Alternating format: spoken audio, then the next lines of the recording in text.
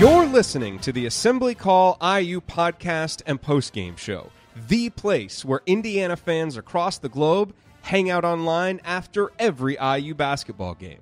Join us for our live broadcasts on Thursday nights and immediately following every IU game at our website, assemblycall.com. That's assemblycall.com.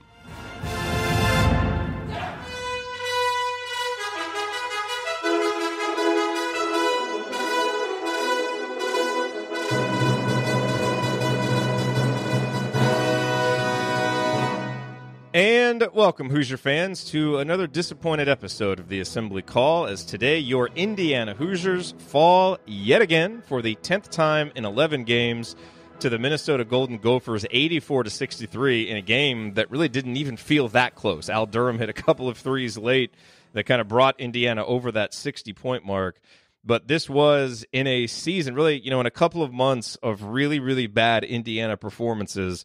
This ranks right up there, or right down there, I guess you would say, with some of the worst. The Hoosiers, went down early thanks to some some interesting shots that Minnesota made. But after that, Minnesota started making some good looks, and Indiana just didn't have any answers offensively at all. And it was just a pretty steady demolition by Minnesota in a game that they seemed to want a little bit more. They played a little bit harder. They certainly made more shots. And, yet again, we kind of saw Indiana's will and spirit just be broken by the second half, and it resulted in a 21-point loss. The Hoosiers now 13-12, 4-10 in conference play. I'm your host, Jerod Morris. I'm here with Ryan Phillips and Chad Schwartzkopf. And we will break it all down for you on this edition of the Assembly Call IU postgame show, as we always do. And we'll start this show the way that we start every show, and that is with our Hoosier Proud banner moment. And there's really only one place I think that you can go with this banner moment, and that is the 5-minute mark in the second half when Race Thompson got a bucket, then went to the other end, took a charge, and then came back on the other end, dove on the floor for a loose ball. I don't remember if Indiana got it or forced a jump ball, but whatever. It was just it was just so great to see him back on the court. Now, he had played in the first half. He came in with about a minute left, didn't really get involved statistically.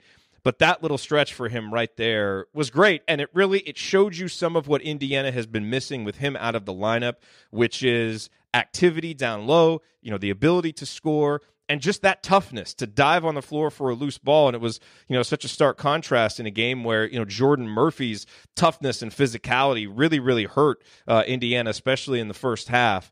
Race Thompson ends up scoring 2 points, has 5 rebounds, 2 offensive, a couple of blocks, had a steal. So, it was a very productive 7 minutes for Race. And more than anything, it was just awesome after the concussion issues and everything else that he's dealt with, the illness as well, as he got sick, and that's kind of hurt his conditioning since he got cleared from the concussion. But man, it was great to see him out there, to see him playing hard and making the most of his minutes. On a day when not a lot of Hoosiers really played well, at least for the 7 minutes when he was out there. Race Thompson did, and hopefully that's a sign of things to come here as we go down the stretch for this season and into the future for his Indiana career. All right, today's Hoosier Proud banner moment, as always, brought to you by our friends at Hoosier Proud and Home Field. And at homefieldapparel.com, you will find the comfiest and most unique licensed IU apparel that is available anywhere. At HoosierProud.com, you'll find great state of Indiana-themed apparel while sending 10% of your purchase to causes around Indiana, like Habitat for Humanity of Greater Indianapolis. Both brands were started by an IU grad, and all Hoosier Proud and Home Field apparel is designed and printed out of Indianapolis. Be sure to check out Home Field's vintage IU designs. They have so many really, really cool old IU designs that you can't find anywhere else, including the classic Indiana warm-up script tees and long sleeves, which are printed on incredibly soft tri-blends, and, of course, the sweatshirt that we've told you about all season long, the hoodie with the Bison logo. Such a cool logo, such a cool sweatshirt. You'll really enjoy it, and plus it's just remarkably comfortable. That's at homefieldapparel.com. Can a brother get some coupons? Yes, you can. Don't forget to use the promo code ASSEMBLY at checkout for 15% off your order on either site. That is promo code ASSEMBLY at HoosierProud.com and homefieldapparel.com. All right, it is time to move the ball, find the open man, and get some opening thoughts from the rest of our team. Ryan, we will start with you. Plenty to rant about today. Again, what are you going to choose? Yeah, I'm just going to kind of go macro with this instead of breaking down this game because it was horrible and there was nothing good. I mean, the Race Thompson stuff, we've been telling you about him for a long time. We were really excited to see him on the floor because we know what he can do. And we watched him in high school and we, broke down what he can do and all that stuff. And he's a guy who adds something to this team. And it's really sad to watch him go out there and play that well. It's great on one hand, but it's also depressing because you think, what if he and Jerome Hunter had been healthy this year? How good would the bench have been? Would it have completely changed the dynamic of this team? Maybe not, but at least you get them some experience heading into next year. It was great seeing Race on the floor. He's a guy that I particularly have been super high on and super excited about since he enrolled last year. What I will say about this, and I know there was a lot of talk online and everything about Archie Miller and is he lost the team and is the team, Archie Miller's not going anywhere.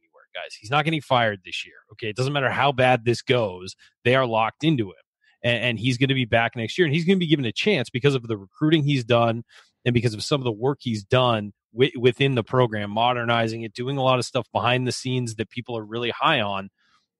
He's going to get the chance to have his own players in next year, and pretty much it'll be a roster almost completely full of his guys, of his kind of guys, and so he's going to get that chance. So all of that talk needs to stop. That's just silly at this point. This is his second year. Should it be going better? Yes. Do I question the coach? Absolutely. I question a lot of his decisions, but he's going to be here. There's no, it's not even worth discussing that part of it. What I will say is it's become increasingly apparent that Archie needs to bring somebody in the offseason to help him rework the offense and find different avenues and be more creative offensively instead of being locked into the same thing over and over and over again. Because, yeah, I realize if Indiana were shooting threes better, this offense would open up. That's what happens in college basketball these days. We saw it one year with Tom Crean's offense where they couldn't shoot threes and it was a horrible offense. The next year, a couple guys could shoot. It opened everything up and the offense was unbelievable. That really is a huge factor in it, but he needs to bring somebody in who is sort of like an offensive guru to help him figure this out so that when threes aren't going in, are there other things they can do to make this work? And you can't be consistently scoring in the 60s and win in college basketball these days. You can do it a few times, certainly, when your defense really steps up, but you cannot do that consistently over the course of the year and expect to be a championship team. We've seen that with Virginia. Virginia can be great during the year, holding everybody under 50 points and, doing what they do. But then you get into these tougher games against the more talented teams. And if a team hits a couple shots, you're already up against it because you're not a team that scores very much. And so you need to be able to do both, defend and run up the score on offense when you can. And so I do think Archie needs to bring in somebody, get some perspective. And look, I think Archie Miller's a very smart guy. I think he's a very smart coach. This season has not gone the way he wanted. I guarantee you there's nobody on the planet more disappointed than he is. Just what I know about Archie from talking to people who knew him at Dayton, what I know about talking about Archie to people who knew him when he was assistant coach. This is not a guy who's going to sit there and just take this. He is going to make changes. And I just think those changes have to be specifically targeted this year. He needs to bring in somebody, whether it's, a support staff member who can help these guys learn how to shoot threes better or come up with some new drills for how to shoot in the offseason and work on your three-point shooting and make that an effective weapon for Indiana. They went 2 of 17 today. That's not going to win you any games on the road in the Big Ten or out of it. You're not going to win going 2 of 17 from three. It's the three-point shot is a weapon now in college basketball, in the NBA as well, and you need to be able to do it effectively if you're going to be an effective team. What I would also say is, as I said, he needs to bring in someone to help him with his offense. Whether it's a brand new tear down, scrap everything, bring it up from the bottom up, I don't know. But there needs to be something figured out here and changed, and they need to pay top dollar to do it. If you got to go to wherever, North Carolina, and get Roy Williams' guy to teach you the secondary break and some other stuff to get the offense running, I don't know. But you're going to have to do that. And making changes is tough. I know he's close with the guys who are on his staff, but there need to be changes made. And it's clear that right now the communication from the top of this program to the bottom is not great because some of these guys have given up. And midway through the game, I know we heard they were guys sick all week. There was this, there was that, there was the other thing. It all played into Minnesota having a great shot to just bury Indiana. They hit a couple banked threes early. You have a guy hit his first three that he's taken all year. I mean, it all piles up, and then it turns into guys just giving up. And that's not acceptable ever. And while I do blame the coaches for partially for that, the players need to have more pride too. So when people say is it the coaches, is it the players, it's on everybody right now. It really is. And this has been embarrassing as an Indiana fan. It's been raining for like 3 days straight in San Diego. It's a nice day today, and I'm stuck inside watching that. Really, guys? I don't want to do that. And it ruined the early part of my day. I'm going to be in a bad mood all day because of this. Come on. You're going to have 360 other days of good weather. Stop complaining about that. For my sake, though, hey, you know what? Because we don't get many bad days, it depresses us even more when we get bad days. So it's even worse. Cut his microphone. But no, for real, none of us as Indiana fans want to watch this. And I guarantee you Archie Miller don't want to coach this right now. But he's stuck with it. And I mean, after what we saw tonight, we're going to see a lot more Race Thompson, I think, if he's healthy. And I mean, it's just I don't know what to say about the team. We can go by guy again, but we're doing the same thing every week. And there have been other seasons where we've done that. And we just got to be like, what are we going to say about him? I mean, now there's some other stuff that we'll get into. Sure, yeah, no, I know, but it's what can we say about this losing streak? What we can say is that it's got to get better at some point, and whether it's this year or we head into next year with a new crop of guys in there and a new attitude. It has to happen, and this program needs to be in a better footing. I actually didn't feel bad about where the program was at the end of last year, despite not having a great record, because you saw a lot of fight and you saw a lot of effort from guys, and you're not seeing that right now. And I know it's hard to lose, 9 of 10, 10 of 11, and then go out there and give an all-star effort because you just feel defeated. But at the same time, that's what you're there for. So it's sad to see. That was the longest opening statement in the history of this show. Yeah, well, what do you want? It's not even close. All right. It's time for Chad's Good or Bad. Chad, what do you have for us today? Well, in a game like this, it's always the hardest to find the good. Obviously, the bad for me that I'm going to go to is that 3-point difference that we talked about. And I mean, there is a little bit of icing on that bad in the realm of them hitting just ridiculous shots. And Indiana has some sort of voodoo curse on them where the other team gets to hit every lucky shot that they throw at it. But the 3-point defense kind of was capped for me when we had a moment in the second half when Evan and Romeo, after a ball screen, were both chasing Coffee at the same time. And Coffee just kind of did a dribble stop and was able to shoot over both of them and drain a three. I mean, that was exhausting. I mean, that was the cherry on top. The only good I was able to pull from it in a court that I always hate to see those elevated courts because you hold your breath because our guys might not be experienced playing on a court like that. We had Durham being the only guy trying to sprint back at high speed and trying to stop a fast break and doesn't quite make it and goes flying off the court. And well, the good is that he didn't hurt himself and he got right back in there. But that was a scary moment that turned into, I guess, a good moment. But yeah, and again, a game like this, it's always hard to find the positives to come around. The other thing that maybe I want to just piggyback on that a little bit with the bad is this team was a team at the beginning of the year where we were looking up stats on Miller and talking about how he was able to claw back and fight in close games and everything. And we seem to have lost that somewhere. And now we just can't find that willpower anymore. By the way, ban raised courts. Yes. All of them. Yes. Get rid of all of them. They are dangerous and they serve no purpose. Yep. Also, how bad was this game? For a while, that moment with Durham was the leader in the clubhouse for banner moment. Just him going off and not getting hurt. And he had a couple other times where he fell to the ground, but got up and kept going. And that was really about the only positive I could find. So, okay, one thing I want to hit here before we close this segment, because it was obviously talked about a lot on the broadcast, and you just look at the box score and it's going to jump right out at you. Romeo played 31 minutes and only took 6 field goal attempts. There is no question that is unacceptable. The thing is, though, Ryan, I don't think it's quite so simple as, the offense didn't utilize him properly. I think that's a big part of it. I agree with everything that you said, about we've got to figure out this offense. There's no question. I mean, because the fact that we have had no answers offensively and really have shown no improvement is concerning, from this coaching staff's perspective.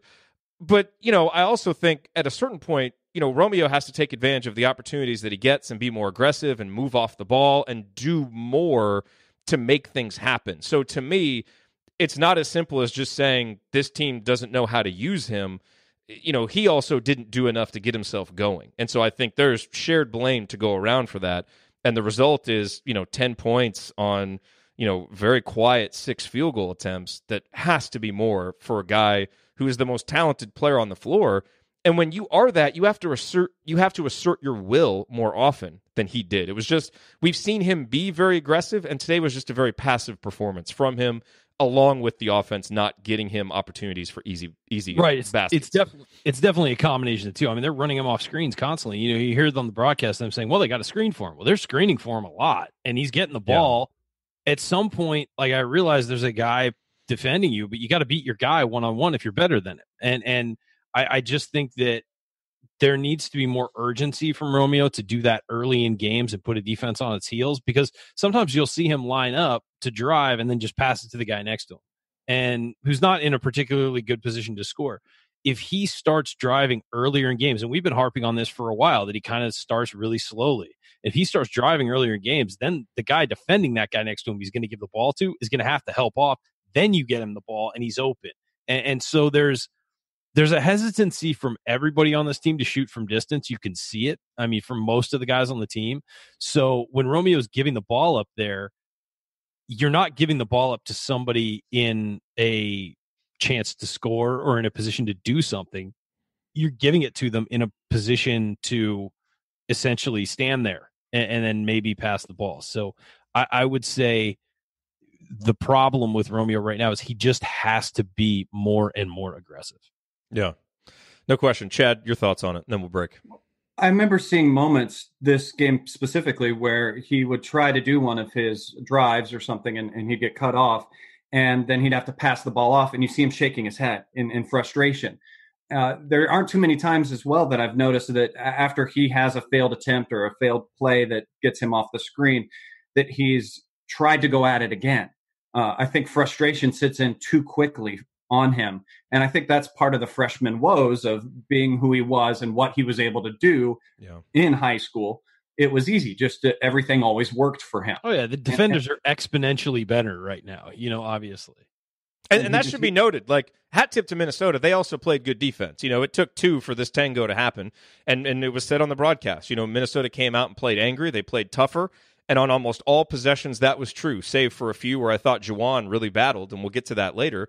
But, they were just tougher, and they took their space. And, yeah, there were those opportunities, and you back out, and you've got to come right back at it. And they were just the more relentless team. And the more relentless team, the more aggressive team is often going to be the one that wins both individual battles and the game, and that's exactly what happened today. That's just kind of the DNA of this team. I mean, we've seen how many games are we into the season now? 25 games? I think we have a pretty good idea that's just kind of how this team is constructed right now. All right, well, coming up as we continue our breakdown of Indiana's loss to Minnesota, I'll point out today's meaningful moments that you might have missed, and then we will go inside the numbers to highlight the most important statistical notes from this game. There's a few that really tell the story. You are listening to the Assembly Call. Stick with us.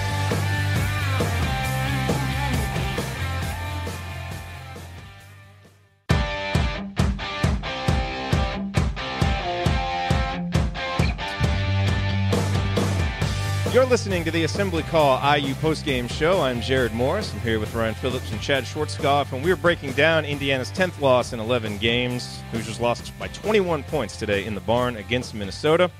It is time for today's meaningful moment that you might have missed. And, there was one in the second half that I'll point out real quick. I mean, again, Indiana gets off to a bad start in the second half. This was yet another game, bad start in the first half, bad start in the second half. It's plagued Indiana all year. It was the same thing again today. With about 14 minutes left in the second half, it's 54-38, and it kind of feels like Indiana might have a little chance to get a run. Minnesota had started to get a little bit three-happy after making 3 or 4 of them early. They'd missed a few, so they missed one. We get a rebound, come down, and Devontae Green, as he did way too often today, just took an early, kind of wild shot early in the shot clock off the dribble, didn't probe the defense at all. He misses it. It wasn't even close. Then we go down on the other end, and Devontae gives Gabe Kalsher pretty much a wide open three-pointer because he doesn't close out. We talked all week about how there's one guy on Minnesota that you can't give clean looks to. That's Kalsher. Of course we did. And boom, we give up an offensive possession. They make a three. It goes to a 19-point game. We had no chance after that. Not that we might have had a chance anyway, but that kind of felt like our last gasp, and we just kind of pissed it away. But to me, where this game was really lost, Ryan, is, it was 28-16 in the first half. We hadn't been playing well, but we went on a nice 9-2 run where I thought Juwan really put us on his back. I mean, he had a great offensive rebound. He scored a bucket, had a great defensive play on Jordan Morgan where he actually stood his ground, forced that jump ball where he kept his hand on the ball. It was a great play. Then he drives into the lane and scores. On the next two possessions after that, Romeo hits an elbow jumper. Devontae hits a three. It's 30-25, and it's like, all right, you know what? We weathered them making some uncharacteristic threes. We've got our toughness back. Here we go. Now this is going to be a ball game. And what happens on the next two possessions? But Jordan Murphy basically says, no, this is my house. This is my game. I'm better than you. I'm tougher than you. And I'm going to go score. And he got a 3-point play, got a bucket. It was 35-25, and Indiana never really threatened again. And that was the difference. Jordan Murphy had a terrific game, and that sequence right there was timely, and Indiana didn't have anybody who was able to stand up to him in those moments. And that was your ball game. So, I don't know what other moments stood out to you, but to me, those in each half, it's like you've got a chance, but that's been the problem for this team during the losing streak is when they get that chance and they've got to continue a run or stop a run, they can't do it. Yeah, they don't stand up well when they get punched in the mouth. I mean, they really don't. And Jordan Murphy did a lot of punching today. And I mean, that guy's phenomenal. I mean, honestly, watching him for all these years, that guy deserves to be all Big Ten. I think he's a borderline All-American just given what he's done this year. But the thing is, he plays for Minnesota, so he's probably not going to get that much credit nationally. But he's a guy who is the same every game, and he's kind of the way Indiana needs to be, which is just aggressive, powerful, in the game, hustling. That's the exact player Indiana needs right now, is a guy like that. And people say, what player in the rest of the Big Ten? We had that exercise early in the year. What player in the rest of the Big Ten would you want on your team, tomorrow if you could? And the answer for me is Jordan Murphy. There's no question. I know Jerod said Ethan Happ just to get me riled up, but I think that it's certainly Jordan Murphy because that guy affects his entire team. He gets everybody else involved. He cheers on everybody else. You see him get pulled, and it was like almost a 30-point game. He got pulled, got a standing ovation. He's on the bench cheering as loud as anybody. I mean, that's the kind of guy you want on your team. And, he's fun to watch. I mean, even as an opponent getting bludgeoned by him, it's fun to watch him play and his aggressiveness. So, you're right. I mean, as soon as he sensed that Minnesota had something slipping away, he just powered his way through, got 2 3-point plays, and buried Indiana right there. Chad, what other moments stood out to you? Well, I wanted to just piggyback on what Ryan was saying there. I mean, him and Morgan are very similar players when they're on the court. Where they lack is that emotion that you just spoke of. That's what I want to see out of Morgan more, especially when we're down and fighting against it. And someone in the chat had just mentioned, and I was going to mention it as well, at the end of the game, the TV at least showed some huddles after plays, and the guys were just kind of going through the motions of let's stand together and then let's break and go do something else. I want to see Morgan in there firing, being a senior leader and just hitting guys on the chest and telling them, let's get back in this, let's keep fighting because I'm here fighting too. But he doesn't. I don't know. I want to see it out of a senior, and this team doesn't have that person right now. This team hasn't had that person since Yogi left, and I think you had guys like Robert Johnson last year and Juwan this year who are really good players and really good seniors, but maybe not as comfortable in the alpha role as you need. And on a team, you need guys that kind of fall into those roles. And if you don't have an alpha that is also a senior and is also one of your best players, you're really going to struggle from a leadership perspective. Well, I think it's worth noting that during Yogi's senior year, he had Troy Williams too. And Troy Williams regardless of what you want, that guy would yell at his teammates and get on him if they weren't playing well. And whether or not he, a lot of people will say, well, until you're playing perfectly, you shouldn't critique your teammates. But Troy Williams would get on guys. Nick Zeisloff always knew where he was supposed to be, and he was a vocal guy and would get in the mix. And then you had a guy like Thomas Bryant, who was their cheerleader. He was a guy who would get in, and that's underrated aspect of Bryant's time at IU is he was fired up when anybody did anything. And sometimes you need that guy to just sort of be your hype man. And Bryant was the double of being a 5-star center and a great player, but also being a guy who was excited for everything, would pump the crowd up, had emotion and all that. Indiana hasn't had that guy since Bryant left either. So I think, but also, Bryant was better in that supportive cheerleader role than the next season when you didn't have some of those upperclassmen. He's in more of a leadership role, and you saw it kind of wear on his attitude. And that's what I mean. You really need that hierarchy of leadership in a program, and Indiana doesn't have it right now, and it's something that you have to rebuild. Yeah, you need all those elements, I think, and it really does need to get rebuilt. I think you're right. Yeah. I mean, I want that to be Duran Davis, and I feel like it could be Duran Davis, and it might be him next year if he feels like he wants to speak up. Both being that cheerleader, as we see in the viral things that Indiana puts out. He's a fun, loving guy and very positive, and maybe in that just presence that you have, and you're not going to holler back at a guy that's that big if he's calling you out on the court. Yeah, his issue is just staying on the court. I mean, I think he definitely has that potential if he can stay on the court. So let's look at some numbers because, I'll tell you, you watch this game with your eyes and it looked so bad. And then you look at the stats and some of them are surprisingly not that bad. And this isn't meant to cover this game in sunshine. It actually almost makes it feel a little bit worse because Indiana did some of the things they wanted to do. They got to the free throw line 28 times. So that part of the offense was working. Now, they did not get many assists. Only 8 assists on 20 field goals. 7 of those came in the second half. And the offense did look a little bit better in the second half. Frankly, the bigger problem in the second half was the defense at the start of the second half was awful. And we just gave up wide open three after wide open three. The offense in the second half got open looks, too. They just weren't hitting. Yeah. I mean, and look. In the missed possessions, they weren't hitting. And that's the story of this game. Is you had 2 of the worst three-point shooting teams in the Big Ten coming into this game. It profiled to be a game that was probably going to be in the 60s, because these aren't very good offensive teams. One of those teams, true to form, went 2 of 17 from downtown, which is even worse than what they had done before. And the other team went 12 of 22. So Indiana lost by 30 points at the three-point line, and that was essentially the difference in the game until Indiana scored a few buckets late.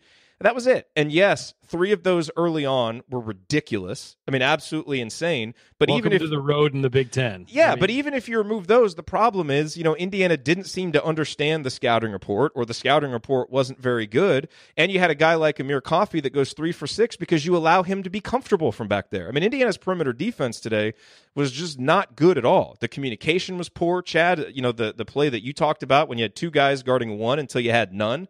And then he drained that 3. So, the Indiana did some things today that they wanted to do. But, man, at some point you do have to be able to make shots. And I think part of the problem is, what was the difference in the Michigan State game? We all talk about Indiana played so well against Michigan State. Yeah, we made 10 3-pointers. And you know why? Because a lot of those 3-pointers were off ball movement and inside out, and they were great looks and rhythm. Almost every 3 it seemed like Indiana took today was Rob off the dribble, Al Durham doing a step back, Juwan Morgan without his feet set. I mean, we really could not get any of the inside out action going, or driving in and kicking out to get rhythm 3s. And that's why we didn't make any of them. Minnesota did, because we both allowed penetration and, didn't close out well to shooters and left guys that we shouldn't have been leaving. So that part of it, that's where the game changed. And it was in part Minnesota just making a few crazy 3s, and in part because they got 3s in rhythm and we did not. Ryan? The team was standing. I mean, they're way too much standing around. Yeah. Yes. No, and I agree. And it was a lot of waiting for somebody else to drive and waiting for somebody else to do something. And you can't have that. But no, the numbers to stand out to me. I mean, first of all, just the fact that Indiana got to the line 28 times and made 21 of them, having watched this game, I mean, I knew they went to the free throw line a lot.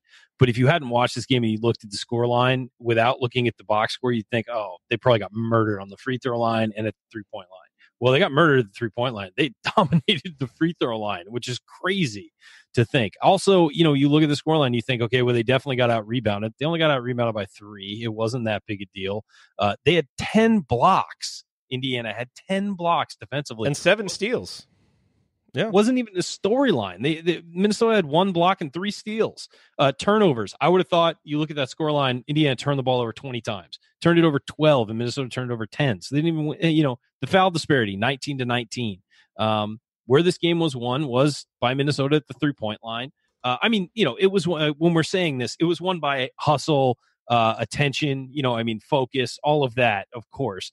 But if you look at statistically, it was won at the 3-point line, as Jerod mentioned. They shot 54.4% from 3. I think Minnesota was shooting like 31% on the year. Yeah, they're terrible. But you know what? And I was texting with someone during the thing. It's like, why does this keep happening to Indiana? Why do all the bounces go against them? Why do teams seem to have their best game of the year against Indiana? Well, a lot of that is Indiana allowing them to have their best game of the year, and not pressuring the right guys, as Jerod mentioned. Not focusing on the scouting report, not closing out to the right guys. XYZ. I mean, that's what it is. And here's another shocking stat. Indiana had 4 of their 5 starters in double figures, and the 4th was Devontae Green, who had 8. So he almost was in double figures too. Yet somehow they get blown out. And again, you look at games statistically, you look at those things statistically, and you think, Indiana probably had a pretty good game. Nope. They looked awful. It might be the worst game they've played in this losing streak. And this was, to me, as embarrassing as the Duke game. But the Duke game, you say, all right, that's an incredible team. They are going to run you out of their building every time. It's going to take a very special team to beat that Duke team. Walking into a bear's mouth. Exactly. And in this situation, they were playing an average at best team with a really good player and got hammered. So that's the difference. I think this is the most embarrassing game we've seen this year. I think it's the worst game we've seen this year. And aside from Race Thompson playing and looking like the guy we know he can be, there was no positive for me today. Yeah, and just so this is clear, the point that I was making, because there is a difference between playing well and shooting well. Sometimes you can play well and you just don't shoot well. Today, Indiana played poorly and shot poorly, and I think that the story of the 3-point line, some days it's because one team just made shots and the other team just missed shots. Other days it's because the team that made shots worked harder to get them, and the team that shot poorly didn't work hard on either end to get the kind of shots that they wanted. That's what happened today. So it's not as simple as they just made threes, we didn't. They earned their makes more than we earned their makes, and I think that the 3-point stat tells that story today. And honestly, it's funny you talk about that. And there was a game that's very indicative of what you're talking about. And it was the national championship game when Carmelo Anthony was at Syracuse and he played Kansas. In the first half, Syracuse just made threes. They were guarded, they were defended well, and they wound up winning the game because of that first half where they nailed a bunch of threes. And it was really, you look at it and you're like, you know what? There's nothing you can do when a team is just making shots like that. There's just nothing you can do. And if a team shoots 60% from 3, you're probably going to lose. I mean, that's just, but the thing is that you're right. There are some games where it's that, where guys are just unconscious, hitting threes, whatever it is, they're hitting, even guarded. Against Iowa hit a couple big threes late, guarded. That's not today. You're right. Today was Minnesota worked and got the right shots because Indiana allowed them to. And then on the other end, Indiana wasn't getting reversals, wasn't getting rhythm shots and everything from deep. So you're right. There are 2 types of games where shooting can be like the big difference. And this was one of them, but it was the one that you look at and you're like, ugh, like that was bad. Chad, final word on this.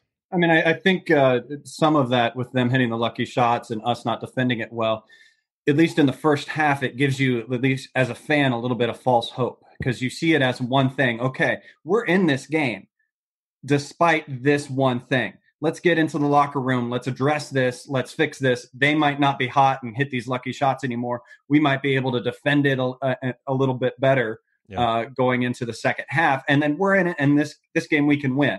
Unfortunately, that correction didn't happen. I mean, whatever we need to do to start a GoFundMe page with the chat mob to get Coach Tonsoni in there at halftime to pep the guys up, let's do it. I would pay so much money to see that. He'd get in there with some of his beautiful poetry and quotes, and we'd see a different flame come out in the players when they come out of half. But it's just what's happening in that locker room at halftime. It's obviously not the right adjustments or what we need, because things haven't been changing. And here's the thing about the poor start Indiana got off to. I think it was 21-11 at the second media timeout. 9 of those points were kind of BS because you had that Aturu 3 and the 2 banked in threes. So like at that point, you're thinking, all right, you know what? Like defensively, we've had a few breakdowns, but we're actually playing relatively well defensively, and they've just made some crazy shots. The problem is it did seem to give them confidence, and they continued to work hard to get those looks, and it's almost like it just killed our confidence, and look, we are not a mentally tough team, and we've seen it time and again in these, 10 losses out of 11 games. The one game where we were mentally tough, we worked hard for threes and we made them. And it is like, we need to be realistic about something here. It is a huge boost when you're scoring points and shots are going in.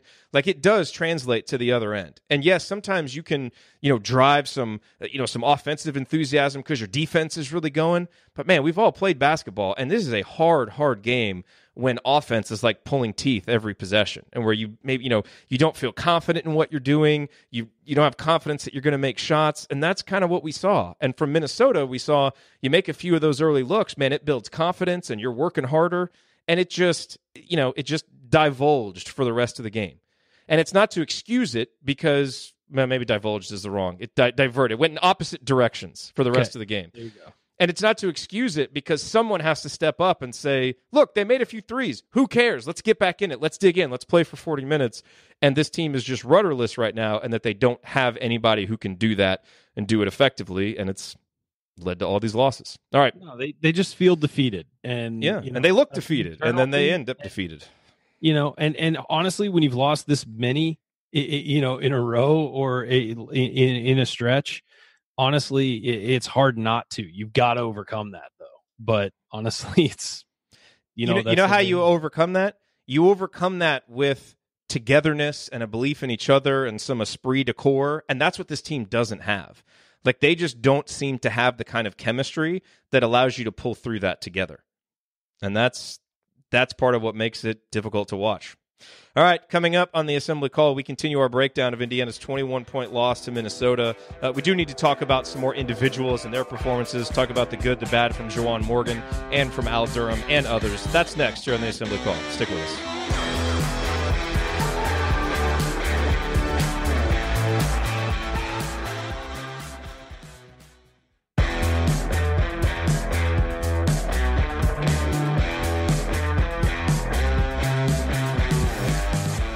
You're listening to the Assembly Call IU postgame show. Catch us live immediately following every IU basketball game, plus every Thursday night at our website, assemblycall.com. While you're there, make sure that you sign up for our free IU Hoops email newsletter. Over 6,000 of your fellow IU Hoops fans are subscribed. It'll make you a smarter and more well-informed IU basketball fan. I'm Jerod Morris. I'm here with Ryan Phillips and Chad Schwarzkopf. We're breaking down another Indiana loss. Guys, there are a few individual performances that I want to talk about. One is Juwan Morgan's, who, we'll start with the numbers. The shooting was not efficient. He was 4 for 11, but he had 14 points. He had 8 boards, 3 of them offensive, 2 assists, 4 blocks, and 3 steals. And, to me, he was almost like a poor man's Jordan Murphy in this game. Like there was so much gushing over Jordan Murphy during the broadcast. And I wanted to be like, hey, like Juwan Morgan's playing pretty well too. That fell off a lot in the second half, as pretty much everybody's play fell off in the second half. But I thought in the first half, and I mentioned the stretch where he really keyed that 9-2 run, I thought he really battled, and I thought he defended well without fouling at times, and really did some things you needed him to do. He was not able to make any of his outside shots. He was 0 of 3 from downtown, and that obviously would have been very helpful. So, we've come on here after some losses and been critical of him, even in games where he put up some numbers. Ryan, I thought on a day when really no one played well, I thought he was the closest to kind of turning in a passable performance. because I thought he did play tough, and I thought he did some things that you'd want him to do. He just wasn't able to be as efficient offensively, and he normally is. And then, again, in the second half, when you needed someone to step up and kind of be a rudder, he wasn't that guy, and you need more from him from a leadership perspective. But it wasn't a total loss of a performance for him today. He did some good things. No, it wasn't a loss. I thought he got abused defensively a lot. I thought he was late on Jordan Murphy. I thought he let Murphy get position a lot. Yeah, so I thought defensively, I thought it was a rough day. But he did have 4 blocks and he did have 5 rebounds. But again, Murphy, and I know this was on everybody. It wasn't just Juwan, but Murphy had 5 offensive rebounds, and most of those he was able to at least do something with. But again, Murphy's also fantastic. So you can't look at that and be like, oh, he got abused by a lesser player. He was facing a good player. I thought it was an okay game for Juwan, not one of his best. But there was effort there. And I think there's something that's infected this team where everybody is kind of just slump shouldered and everything, and there's no emotion. And I think that's that's affected Juwan as well this year. And so, again, when you're losing like this, it's tough to get excited about playing a basketball game. It really is. It shouldn't be. I know. I'm just speaking, in reality. It's hard to think, oh, man, we could lose again and go out there and get embarrassed. It's hard to do that. And, I know you're on scholarship. You should be excited about every game and all this stuff. Yeah, okay, it's easy to say that. But actually going through the motions, it's really difficult. And these guys really, that's why it looked like they were so emotional against Michigan State, because they were finally breaking through, it looked like, and they were finally like, we can do this and we're going to do this and screw everybody. We're going to do this. And you just haven't seen that attitude since. I mean, the one thing that I want to say on Morgan, there was one moment that he had in the second half that I was happy to see, because I haven't seen it at least enough that I would want to, when Morgan took Otoro on the dribble and drew the 4th foul on Otoro. I mean, that Morgan has decent ball skills, and I want to see that more often, because guys that are going to be defending him are not going to be able to defend and slide their feet well enough to keep up with him. I mean, remember back to Crean days, he's playing point guard a little bit. So, I mean, he's got those skills, and I want to see that more. And unfortunately, all the other struggles that we talked about, it was just a very, very good, lots of good players in the paint this game. And he struggled with that. And on defense, many times I have notes that said Morgan looks lazy on D. And I think that's just because he was tired banging with those guys. Yeah, that's happened to him some this year. It was nice to see Deron Davis start. We've been asking for that, so this coaching staff is not completely stubborn. I mean, they are willing to try some different things. Didn't change anything in either half, obviously. So it goes deeper than that. And Duran had some nice moments. He had 10 points and 4 boards. Wasn't able to get any assists, and part of that was just where he was catching the ball. Part of it was the lack of movement. Part of it is, too often our offense is 4 guys standing around the 3-point line, dump it inside, and then no one really moves. No one really does anything, and that's just not creating opportunities. The other guy that I want to mention here, Ryan, is Al Durham, who finished with 12 points. He had kind of a flurry there at the end where he hit, 5 points on a couple of pull-up shots. I thought, on a day where the energy wasn't great and the fight wasn't great, I did think Al brought that in the minutes that he was on the court. Now, his defense wasn't always the smartest. He got lost and, gave up buckets to Kalsher. Those were more mistakes of, kind of focus than mistakes of effort. Like, I thought he was playing hard, playing tough. But I also felt like it almost went to the next level of being skittish. Like, he was almost playing so hard offensively, it was like he was going a quarter step fast, and it led to a couple of turnovers, and he got himself into positions where, the spacing got out of whack, and just because his recognition with the dribble wasn't great. So, it's nice, again, to see him in double figures, to see him as the second leading scorer on the the but I thought the 3 turnovers were kind of indicative of the struggles that he had mentally in this game. And I think he's still a guy who's learning, okay, I've kind of become the third option. When do I need to be aggressive? When do I need to, maybe be a little bit more patient? And, on a day when the offense was really off kilter, I thought he was off kilter with some of those decisions, and defensively just wasn't as solid as we normally see him, but did bring effort and toughness. It just wasn't the smartest game he's played. Yeah, no, he does that all the time. That's his calling card. And I think that he probably forced some things tonight or today trying to do too much. I mean, with the team getting smoked like that, a guy like Al's instinct is to go, go, go, go, go. And I think that probably, hurt his performance a little bit. But again, you watch the game and he's one of the few guys who's engaged and really working and playing hard. And, he's been the guy that you can rely on to do that from the very beginning this season. And so he's one of the bright spots that I'm looking forward to next year to see how he develops as a player, because we know you hear stories from people about how hard he works. And if that guy is giving that effort and he works even harder, it's, watch out to what he can become. But yeah, I thought it was definitely a slow start for Al today. And then he sort of kind of got into a rhythm, and then hit a three late, had some points late. But offensively wasn't his greatest game, but at least he's a guy giving effort. And yeah, we're at that point where we're saying, well, at least somebody's giving effort. That's where we're at right now. But the thing I appreciate about him is he's on a team with a lot of guys who, when they get frustrated and things aren't going away, they become more passive and they kind of fall away from it. He kind of goes the other way. And yeah, sometimes that leads to maybe like overdoing it, but you would always rather have to slow a guy down than speed him up. And this seems to be a team that you need to speed too many guys up, and that's not Al. So kudos to him for that, Chad. Al's always going to try. The key word with Al is try. Sometimes he tries too hard. Sometimes he tries too much. But he's going to give you that effort and try. He's going to get out there, and that's going to be there. I mean, he's been the wide-eyed freshman last year, and he found a little bit of skills, and he gained a little bit of confidence. So now he's going to get out there, and he's going to try for you. So I at least appreciate that. All right. Any other individual performances that stood out? Fitzner goes 0 for 4 from downtown. Demezi misses both of his threes. So there's, 0 for 6 right there from two guys whose primary skill on the court is the ability to make threes. They go 0 for 6. I thought Demezi had one nice moment when he led the break, and that led to a bucket for Al Durham. That was nice to see. Justin Smith, a very forgettable 2 points. He played 16 minutes, was not good. He was terrible. His defense was awful. He just, he played so well against Minnesota last year. It was kind of his breakout game.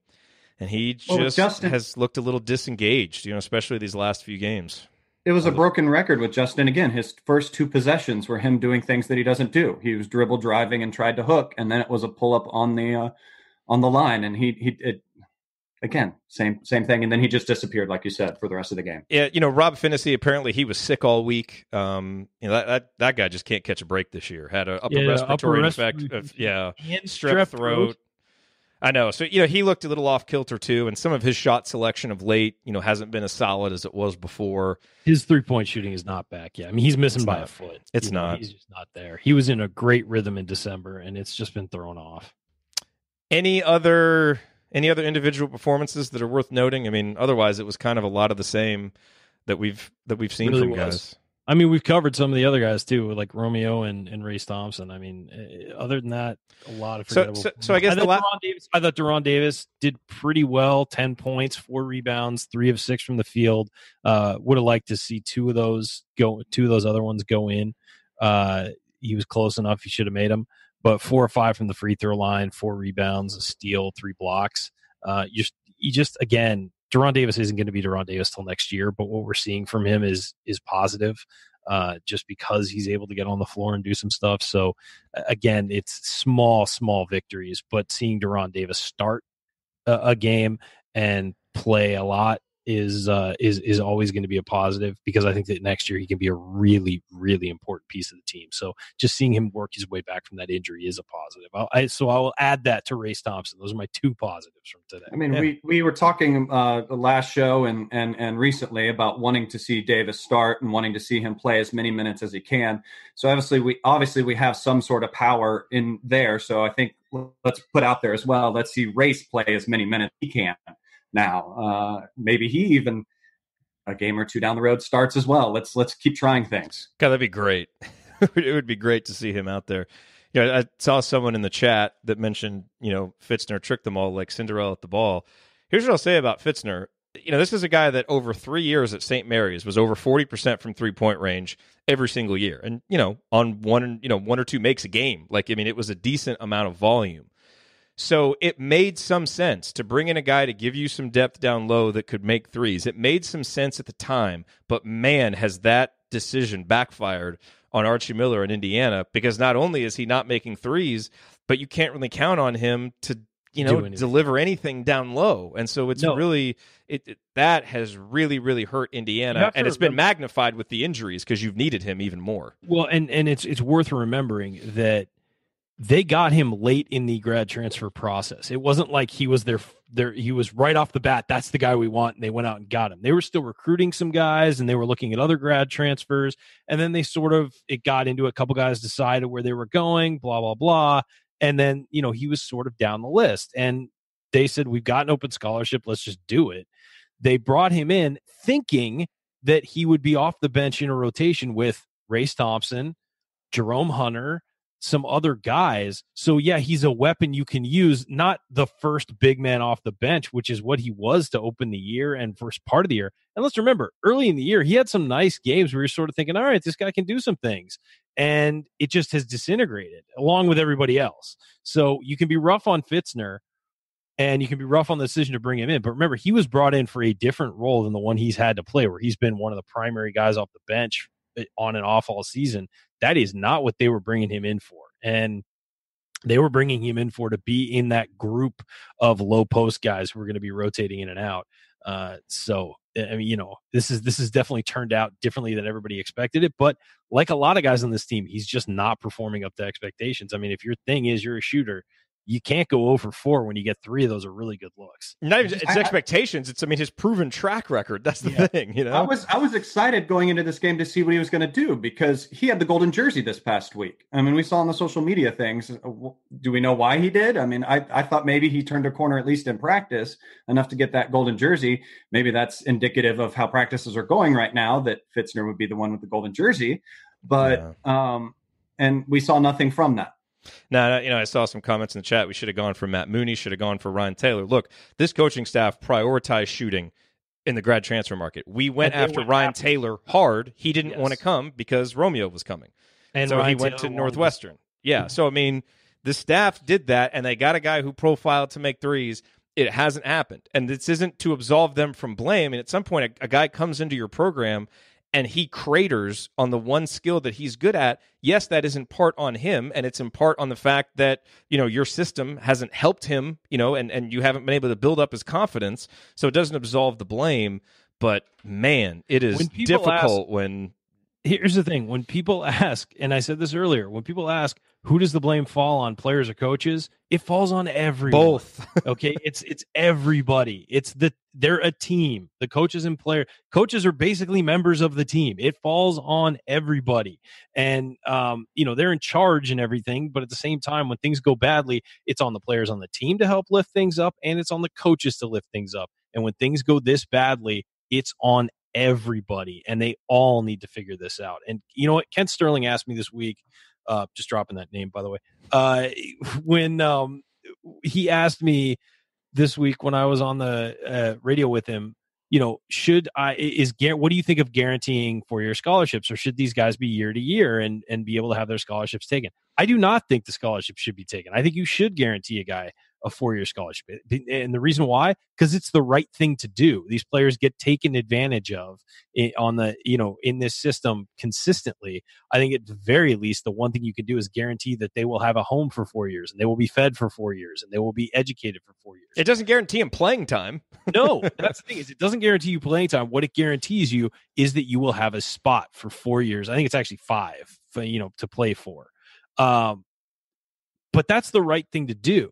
It's on the coaches when they select that guy to select a guy who they can develop and who, won't just get his scholarship and want to hang out and wants to actually get better. It's on that vetting process of the coaches to find those. And by the way, I think the NCAA should go nationally to guaranteed scholarships. You should not be able to cut players because they are turning their lives over to you essentially. Yeah. When the college, unless they don't get the job done academically or do stuff off the court. Well, that's if they're doing everything right. Just to be clear, that's not living up to the terms of your scholarship. You have to remain eligible. You have to do X. You have to do Y. You have to do Z. You have to not, take drugs, and you have to not do certain things. I mean, there are rules that you have to follow. But I think that nationally, the NCAA needs to guarantee 4-year scholarships. I mean, right now it's kind of on an honor code that universities will do that, and they don't. And so I think it's right. But at the same time, those players have to live up to the expectations of their scholarship as well and show up every day and play hard and behave by the rules. And so I don't think the answer to your problems when you're a coach is get rid of everybody, let's bring in new people. I think it is change what you're doing to fix these guys and make them better, because it's not always just about talent level. It's a lot of it is about how you're communicating with these guys, how they're hearing it, how they're developing. And, if they're not engaged, figure out how to get them engaged. You're like a teacher.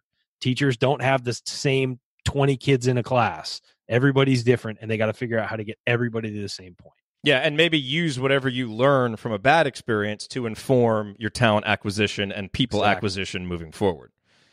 Did you want to say anything else, Chad, before we end and go to segment 4? No, I was just jumping on the Evan, what we were saying with him. I mean, we went out to get a shooter, like you said, and he just happened to be 6'10" as well. And because of injuries and troubles we had with the roster, he was put in there a lot more to play the big man. If we had gone and gotten a shooter that was maybe 6'4", 6'5", he maybe would not have played as much as we've had to play Evan and where Evan has had to play. That doesn't absolve him from everything, obviously, but it does compound to what the issue has been with him. Yep. All right, coming up on our final segment, we see if anything was worthy of a game ball. We'll hit any other storylines. I want to talk real quick about Jerome Hunter. And then in our last call, we'll deliver our final thoughts on Indiana's disappointing loss to Minnesota. That's next. Stick with us.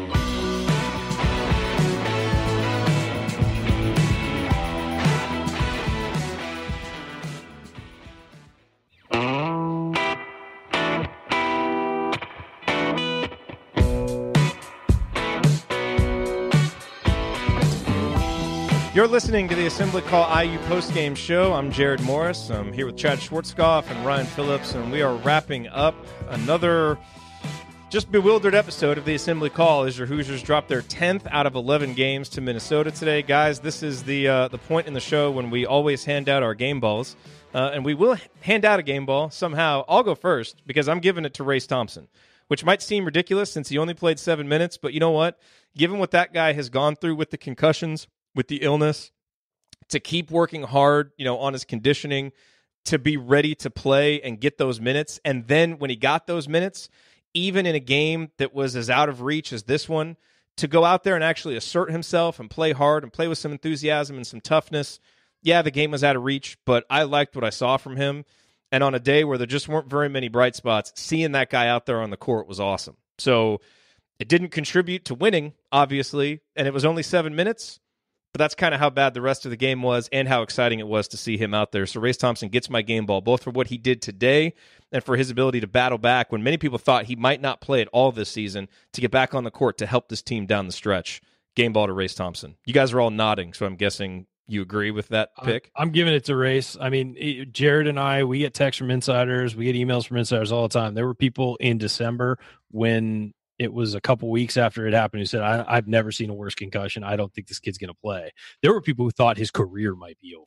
Yep. We weren't talking about that on the air. We didn't want to put that out there in the universe, but there are people who thought legitimately his career might be over.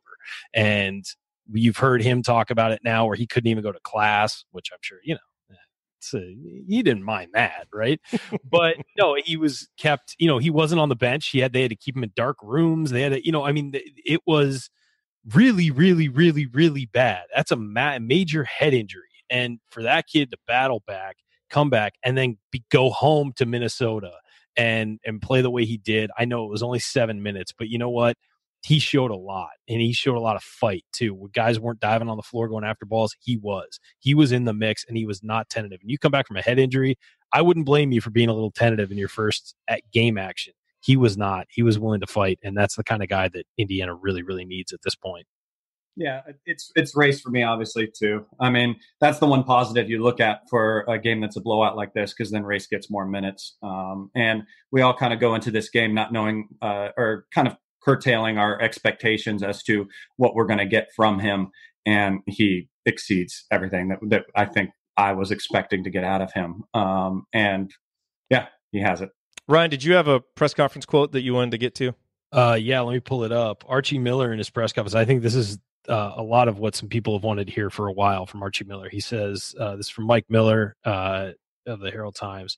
Archie Miller, this is sort of a deal breaker. We have to make some real, in my opinion, drastic changes to the way we're doing things right now. We've got to get some guys' attention, and we need some guys to play better. So I think that you're finally seeing Archie Miller. There you go. He has almost been really deliberate in what he has said in the past and tried not to sort of overreact and get angry and whatever. But it's clear he's kind of at his limit, and that's I think that's a positive for the program. I know it should have never gotten to this point, but if you're hearing him say that publicly, that okay, we need to change some of the things we're doing, meaning the coaching staff, which is the way I took it, and also get some guys to play better. I think that that's a big deal for Indiana. Yep, that's huge. Glad to see that. A good barometer to see who responds to this now, and obviously, if we see guys that don't. We may not see him next year. I remember, I think it was my junior year of high school, Christmas break. We had not been playing well, and our coach was like, "You know what? Screw this. Whoever plays the hardest in practice all spots are open, and whoever plays the hardest is going to get those spots."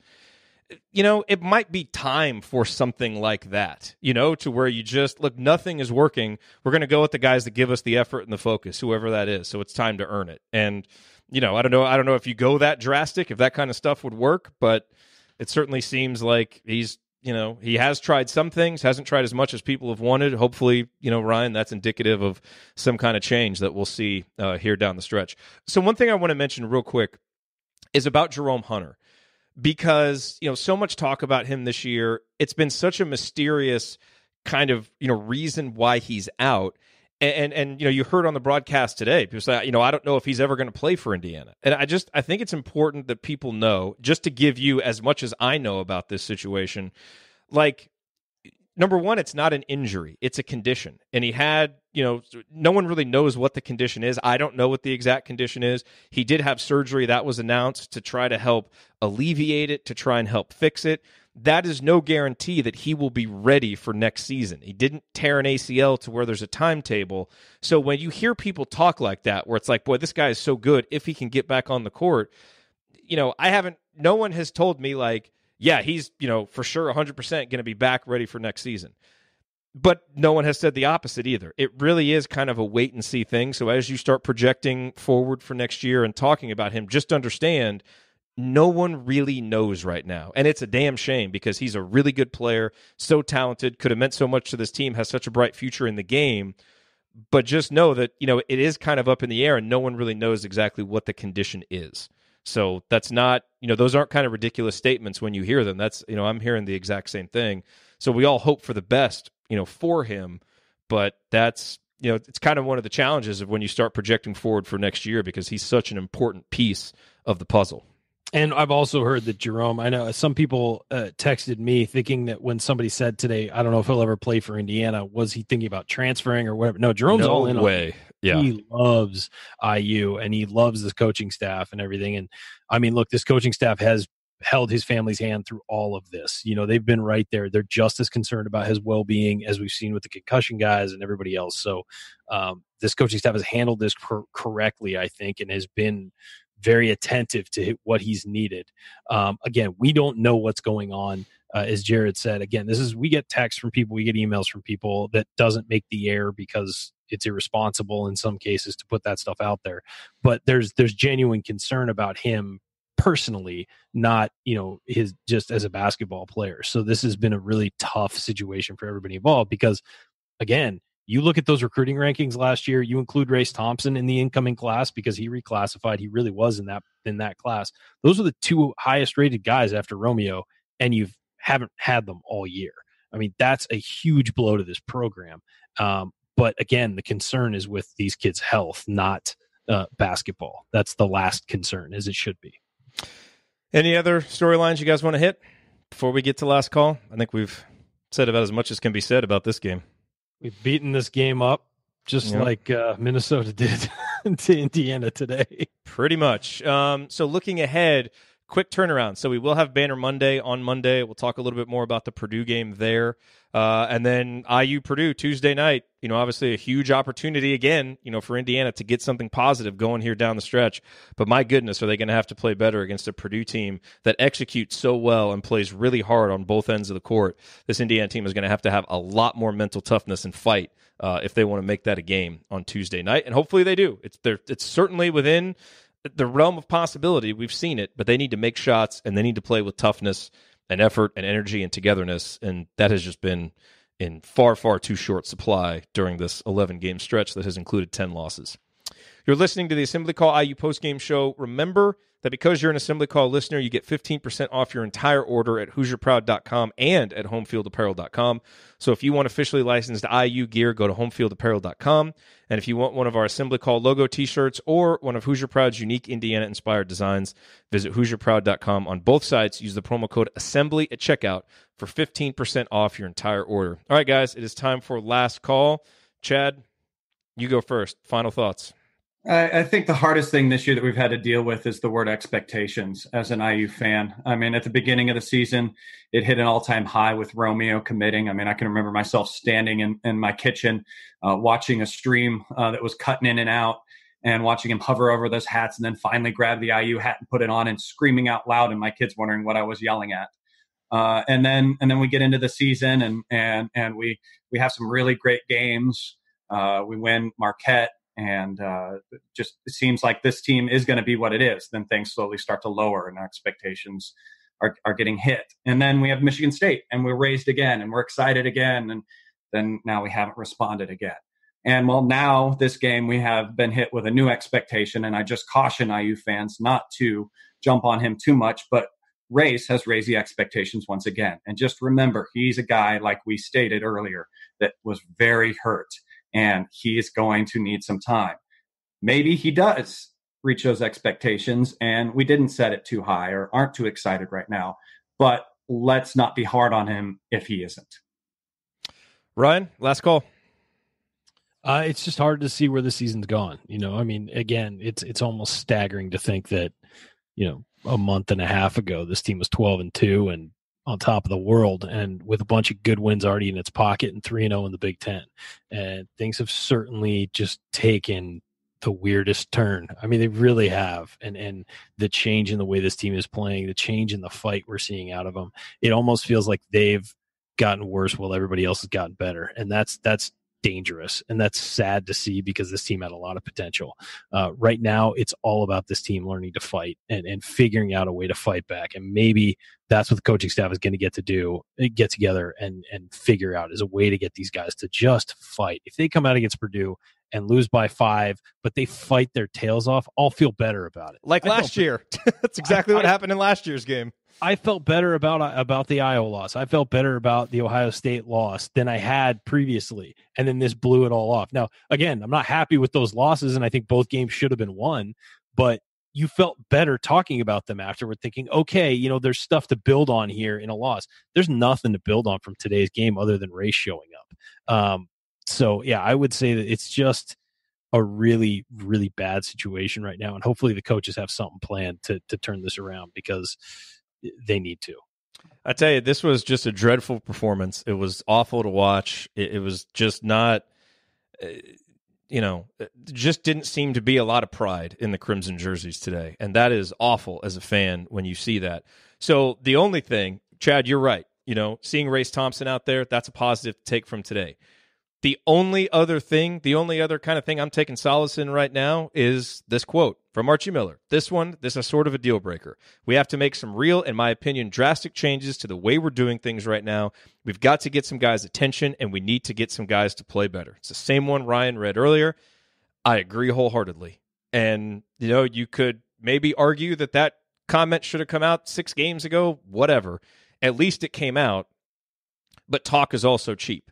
And so now we've got to see it. And I look forward to, actually watching the press conference and kind of seeing the facial expressions and the nonverbals that accompanied those words, because those are strong words and they're correct. And I think we all agree with them. And now we'll see if this team has something that they can do down the stretch, because this staff has not had answers so far. The players have not had answers. And it's just led to, one of the most dreadful 6-7 week stretches of Indiana basketball that any of us can remember. So hopefully they've got something planned, or they're able to get something done here over the final few weeks of the season to try to salvage something, because what we saw today was completely unacceptable. It certainly seems like the coach understands that. Now we'll get to find out if he has any ability to do anything about it with this group of players. And that's what we'll be watching for starting Tuesday night. All right, that will do it for us on this edition of the Assembly Call IU Postgame Show. If you want to see us do the show live and be part of the live chat, make sure that you subscribe to our YouTube channel, youtube.com/assemblycall. You can also subscribe to our podcast by searching for Assembly Call wherever you listen to podcasts. And don't forget to go to assemblycall.com or text IU to 66866 to join our free email newsletter. Thank you for listening. We'll be back for Banner Monday on Monday, and then for the IU Purdue Postgame Show on Tuesday night. Until then, keep your elbows in and your eyes on the rim. Go Hoosiers.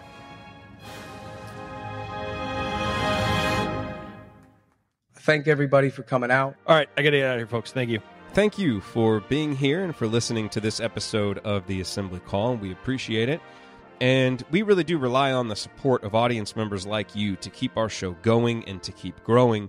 And so we have set up a page on our website at assemblycall.com/support that lists 5 ways that you can support the Assembly Call. And we encourage you to choose whichever method is the easiest and most convenient for you. One of the methods is donating, and so many of you have donated, and we appreciate it so much. On that page, you can choose a monthly recurring donation or an annual recurring donation or just a one-time donation, whatever works for you. And if you don't want to donate, another way to support the show is you can use our affiliate URLs, iutickets.shop or iustore.shop, when you're going to shop for tickets or gear, and we will get paid a small commission when you use those links. But however you support the show, we appreciate it. Thank you.